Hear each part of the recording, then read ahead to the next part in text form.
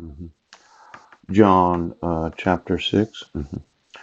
After these things, Jesus went over the Sea of Galilee, which is the Sea of Tiberias. And a great multitude followed him because they saw his miracles, which he did on them that were diseased. Oh. And Jesus went up into a mountain, and there he sat with his disciples. And the Passover, a feast of the Jews, was nigh. When Jesus then lifted up his eyes and saw a great company come unto him, he saith unto Philip, Whence shall we buy bread that these may eat? And this he said to prove him, for he himself knew what he would do. Philip answered him, 200 pennyworth of bread is not sufficient for them, that every one of them may take a little.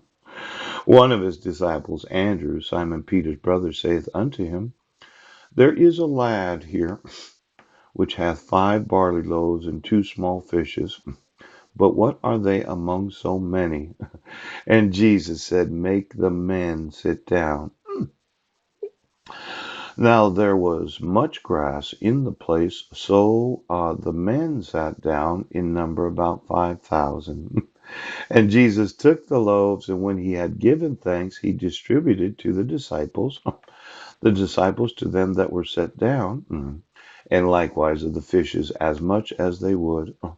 When they were filled, he said unto his disciples, Gather up the fragments that remain, that nothing be lost. Oh. Verse 13, Therefore they gathered them together and filled 12 baskets with the fragments of the 5 barley loaves, which remained over and above unto them that had eaten. Then those men, when they had seen the miracle that Jesus did, said, This is of a truth that prophet that should come into the world. When Jesus therefore perceived that they would come and take him by force to make him a king, he departed again into a mountain himself alone. Now, this is really quite something that Jesus, yes, had asked Philip, yes, what are we going to do? We have approximately 5,000 persons, yes, and we don't have enough food to feed them. Now, let's see. There's this idea, right, that there's always enough, isn't there? In fact, I found out that some good religious right women, young women, that are supportive of the Republican Party, yeah, they would almost do anything for America. Mm. I'm going to want the religious right today, and then I'm going to ask them if they'd like to volunteer to do some good. Now, these are women that like to serve. And the thought was that they would be serving these little cucumber sandwiches, yes, to the employees and the volunteers of the actual office where they would eat themselves on to those that they serve. Now, I know you say it's not possible that just eating yourself on somebody means that you could be on them. Yes. But I thought that since they were women and they ovulated and menstruated, yes, that there could be some older women that want to continue ovulating, yes, because of the syncing, yes, as in the timing of ovulation.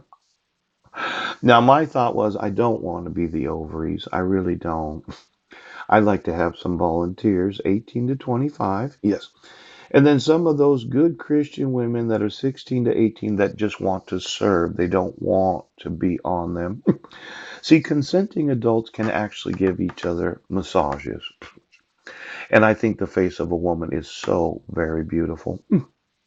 Soft eroticism. And the thought was, well, how would you feel to get a breast massage so that the softness of the actual breasts of those that serve would massage your facial cheeks with their breasts? Yes, they would. They would massage your chin with the actual nipples of themselves. No, they would. They would nipple every eyelid, and you would feel the softness of the breasts of those that volunteered. Now, these aprons, They're just there wanting to make sure that you have some very nice snacks while working in the office. And they're so soft. It's really a soft eroticism. It's the thought that how many women have ever had their face massaged because of the large breasts of those that serve their breasts on silver platters.